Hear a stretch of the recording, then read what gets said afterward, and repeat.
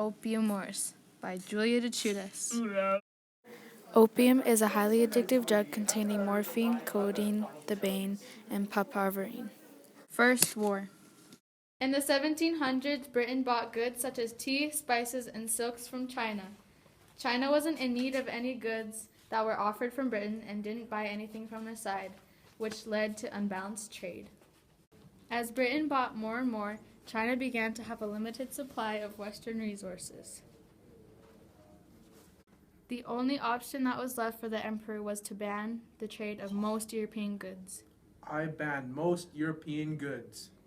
Meaning the only acceptable payment left was gold and silver.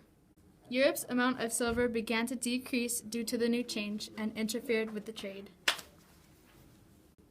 With the money shortage, Europeans found a way to trade with the Chinese without the struggle of losing their money: selling opium. Soon enough, the process was reversed and the Europeans regained their silver while China was losing their silver. By the 1830s, the addicts of opium increased to about 90% of the population of China.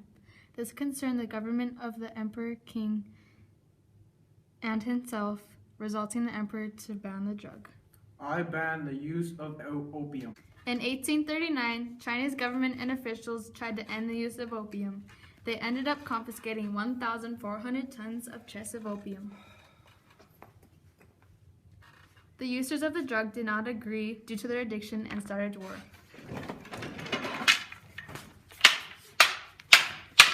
After 3 years of war, the war ended with the signing of a peace treaty known as the Nanjing Treaty. Ching, ching, chong, may peace be with you. Second War. Once the peace treaty was signed, Britain demanded additional compromises from China, such as all open ports to foreign traders and to legalize the opium trade. But China ignored these demands for as long as possible. In 1856, Qing forces boarded a ship known as the Arrow. The ship was used for smuggling. Chinese officials arrested the crew that boarded the Arrow. Once they were arrested, Britain stated that the ship let out the British, meaning they were out of China's border. This was known as the Arrow Incident, which later caused the Second War to begin. During war, British destroyed 4 of China's coastal forts and more than 20 naval junks.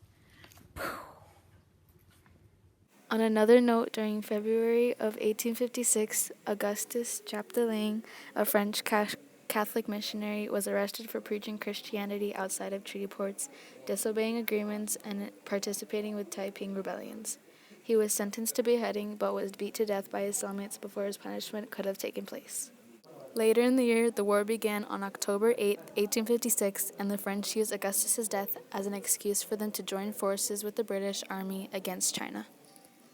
During 1857 and 1858, the French forces captured Guangzhou and Guangdong and Taku forts. China surrendered. I surrender. China was forced to sign the Treaty of Tientsin, agreeing to allow United Kingdom, Russia, France, and the United States to open 11 ports to foreign traders. For war indemnities, China paid 8 million taels of silver to the British and France. Britain's army left the area of Tianjin in 1858 and returned to China 1 year later. China attacked. China refused to confirm treaties from 1858 and the war continued.